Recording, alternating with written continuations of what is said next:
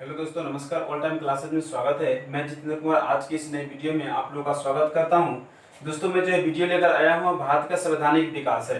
भारत का संवैधानिक विकास का दूसरा वीडियो दोस्तों, जो पिछला वीडियो है वो भाग 1 है, जो मैंने पिछले क्लास में बता दिया हूँ, जो कि नीचे डिस्क्रिप्शन में उसका लिंक दिया गया है। अगर जिन दोस्तों ने नहीं देखे हैं, कृपया जाकर के देख ले, उसके बाद ये वीडियो देखिए तो ज़्यादा समझ में आएगा दोस्तों। क्योंकि जो भाग 1 वाले जो वीडियो है उसमें मैंने बताया हूँ कि ईस्ट इंडिया जो कंपनी है, ब्रिटिश लोग जो थे वह ईस्ट इंडिया कंपनी के रूप में भारत में व्यापार करने आए थे, और क्या क्या बदलाव किए और कैसे कैसे व्यापार किए उसके बारे में उसमें बताया गया है।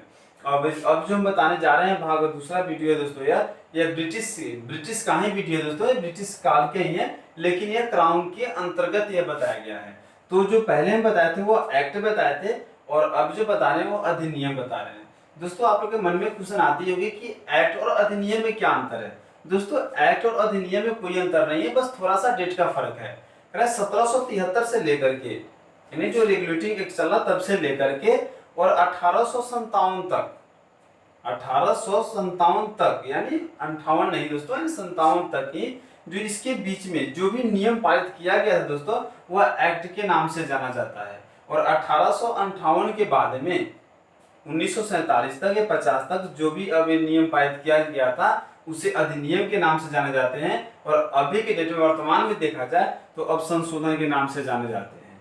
तो आइए हम देखते हैं, जो हम एक्ट तो देख लिए, और आइए हम अधिनियम देखते हैं जो ब्रिटिश क्राउन के अंतर्गत जो बदलाव हुआ था। तो आइए हम जो पहला देखते हैं, कहा है कि भारत शासन अधिनियम 1858। ठीक है, इससे पहले जो दोस्तों 1857 में विद्रोह हुआ था, वो काफी महत्वपूर्ण विद्रोह हुआ था, जिसे हम क्रांतिकारी विद्रोह के नाम से भी जाने जाते हैं। तो आइए उसके छोड़िए, वो क्लास में जो 1857 का जो विद्रोह उसके हम वीडियो स्पेशल बना के डालेंगे, जिससे आप लोग समझ सकिएगा, अच्छे से पढ़ सकिएगा। तो आइए इसके बारे में पहले देखते हैं।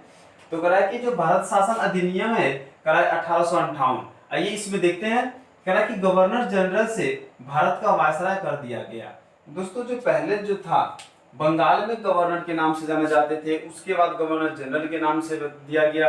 अब देखिए कह रहा है कि क्राउन के अंतर्गत जब बात आती है, जब क्राउन के अंतर्गत जब शासन आया, तो कह रहा है कि जो गवर्नर जो जनरल था उसका नाम बदल करके और भारत का वायसराय के रूप में यह बदल दिया।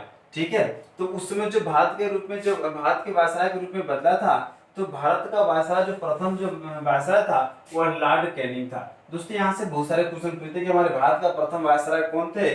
तो याद रखना है दोस्तों कि भारत का प्रथम वायसराय जो है वह लॉर्ड कैनिंग थे, जो ब्रिटिश का ही था।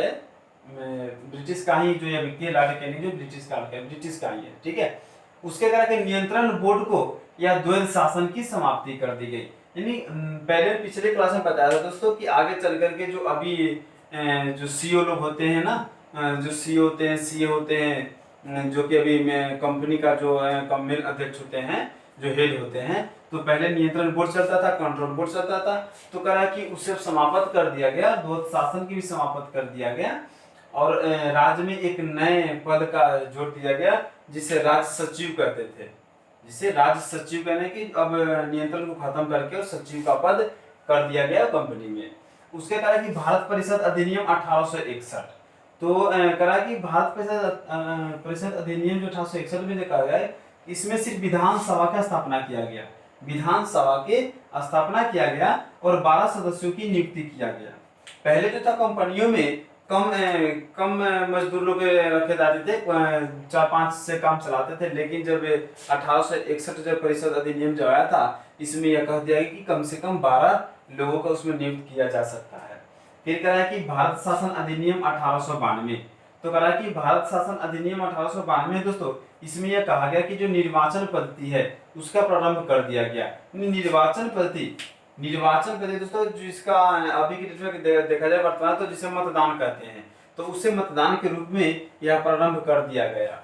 ठीक है, उसके बाद कह रहा है कि 1909 का अधिनियम। तो 1909 का जो अधिनियम है, इसका दूसरा नाम भी दोस्तों, दूसरा नाम से ज्यादा लोग जानते हैं, दूसरा नाम है इसका मार्लो मिंटो सुधार। तो इससे यह क्वेश्चन में हमारे आएंगे कि 1919 का अधिनियम क्या है। एक क्वेश्चन नहीं आती है हमारे भारत, क्वेश्चन नहीं आती है एग्जाम में, कि बहुत सारे पीसीएस में, रेलवे में एग्जाम में पूछे जाते हैं कि मार्लो मिंटो सुधार कब हुआ था। अब आपको याद होगा कि 1909 का अधिनियम, और आपसे यहाँ पूछ दिया गया कि मार्लो मिंटो सुधार कब हुआ था। तो यहाँ पे आप कंफ्यूज है, तो दोस्तों यहाँ कंफ्यूज नहीं होना है। आप यहाँ ध्यान रखिए कि जो 1909 है उसी को ही मार्लो मिंटो सुधार के नाम से जाना जाता है, यानी कि इसका उपनाम है।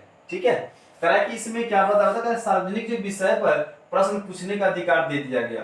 तो पहले जो लोग जो कंपनी का जो हेड था, जो नियंत्रण होते हैं, जो सीईओ वगैरह होते हैं, कहा कि उसके अलावा जो मजदूर लोग थे वह जो अपने मालिक से, ऑनर से प्रश्न कोई बात अगर पूछना चाहते थे तो नहीं पूछ पाते थे, क्योंकि जो सीईओ जो है ना अपनी मर्जी से, मन मर्जी से काम कराते थे और जितना मन के उतना पैसे दिए उसे भगा दिए जाते थे। लेकिन यह जो 1909 में जो मार्लो मिंटो सुधार जब लाया गया था उसमें यह इसे समाप्त करके वह अधिकार दे दिया गया मजदूर लोगों को कि आप जो भी क्वेश्चन पूछते हैं, जो भी अगर आप नियम से, जो भी कायदा कानून से जो आप नियम पूछते हैं या बात करना चाहते हैं मालिक से, तो आप बात जाके कर सकते हैं, इसमें कोई भी दबाव संकोच की बात नहीं है।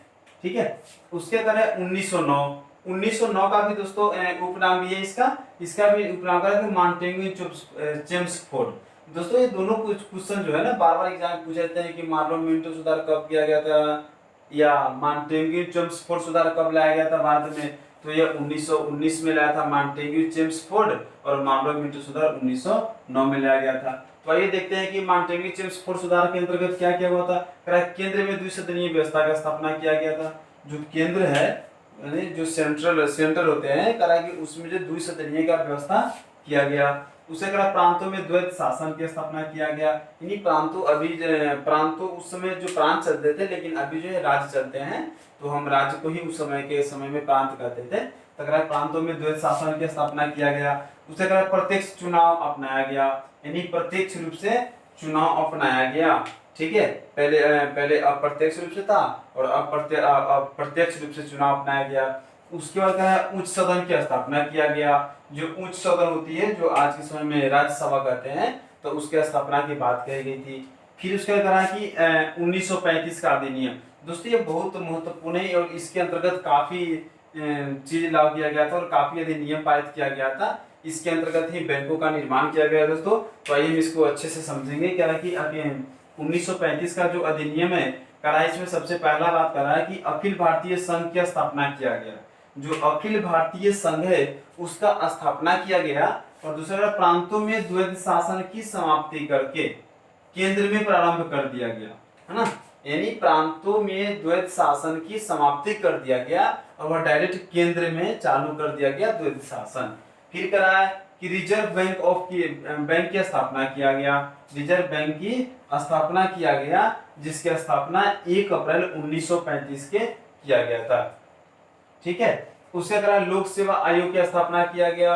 लोक सेवा आयोग का भी स्थापना इसके अंतर्गत ही किया गया दोस्तों।